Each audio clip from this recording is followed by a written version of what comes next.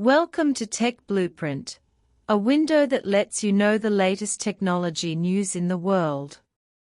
On September 17, TSMC officially submitted its application to the Taichung Science Park Administration for commencement of construction. This 1.4 nanometers process plant, codenamed A14, is expected to begin mass production in the second half of 2028, with an initial investment of $49 billion, equivalent to 350 billion renminbi. More importantly, TSMC has explicitly prioritized production of its most advanced 1.4 nanometers process in Taiwan, while the new plant in Arizona, USA, will only be able to advance 2 nanometers and 1.6 nanometers technologies. This Taiwan-first approach has unnerved the United States, which has long sought to monopolize TSMC's advanced chip foundry technology, and a situation they have been reluctant to see has emerged.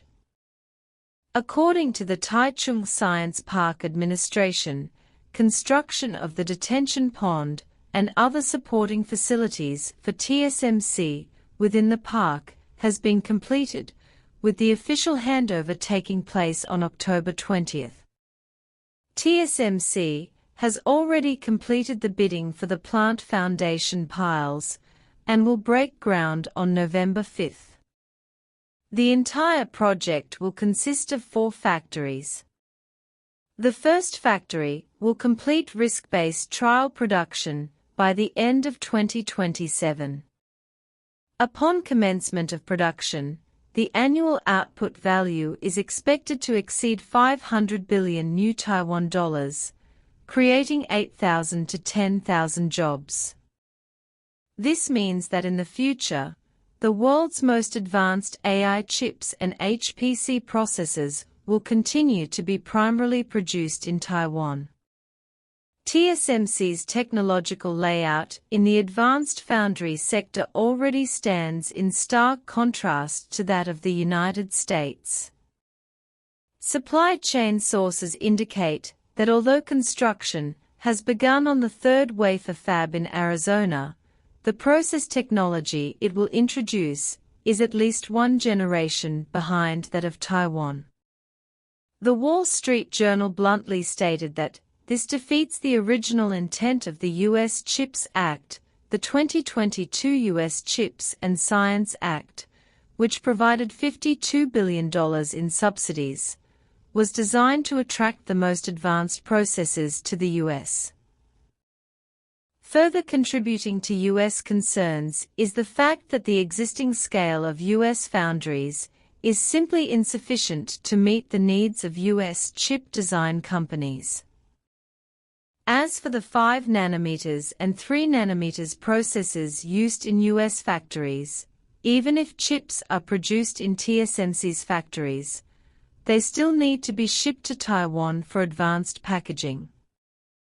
The U.S.'s lack of technology in this critical link is preventing Taiwan from acquiring sufficient chip foundry capacity to meet its domestic needs. Meanwhile, TSMC originally planned to produce 1.4 nanometers in the first 2 fabs in the central Taiwan Science Park and 1 nanometer in the second 2, but now all 4 fabs may be converted to 1.4 nanometers. This demonstrates that TSMC is accelerating the iteration of its chip foundry technology. The 3 nanometers chip process used by U.S. chip manufacturers may become outdated technology in TSMC's hands as soon as the U.S. fabs are completed and put into production. Already, Samsung has announced that it will advance the mass production of 1.4 nanometers to 2027, and SoftBank and Nvidia have suddenly invested in Intel, claiming to help it advance its advanced processors. This precisely demonstrates the U.S.'s strategic anxiety. If Taiwan were to return to China, it would inevitably impact the layout of the U.S. technology industry. It seems that the situation the U.S. does not want to see has already begun to emerge. Behind this process race lies a naked struggle for technological sovereignty. The U.S. has been attempting to pass the CHIPS Act requiring companies to provide technological transparency, but TSMC has drawn a red line with concrete actions.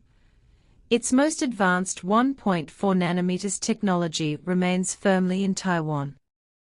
Following the announcement, the Taiwanese semiconductor sector rallied for 3 consecutive days, with TSMC's ADRs bucking the trend. Meanwhile, U.S. chip stocks like Intel and Micron fell. This contrast demonstrates that global capital is more confident in TSMC's Taiwan R&D plus global manufacturing model. While the U.S. can accelerate its expansion into advanced chip foundry through Intel, it will not be able to resolve the cost issues associated with chip foundry technology in the short term. TSMC's decision to retain its most advanced semiconductor manufacturing technology in Taiwan is essentially an attempt to re-emerge on a global development path in the future. The US's ambition to dominate the global chip industry will likely have to wait several more years. This game has only just begun.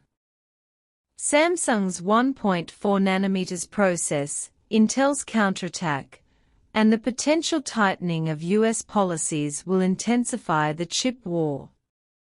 But for now, at least, TSMC's $49 billion investment is telling the world, the center of cutting-edge manufacturing remains untouched.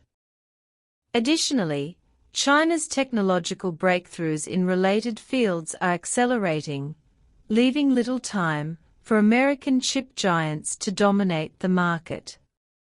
Finally, how long do you think this situation in the semiconductor industry will last?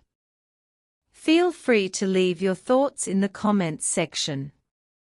TSMC has invested $49 billion to keep its 1.4 nanometers factory in Taiwan, and the US chip bill has suffered a heavy blow.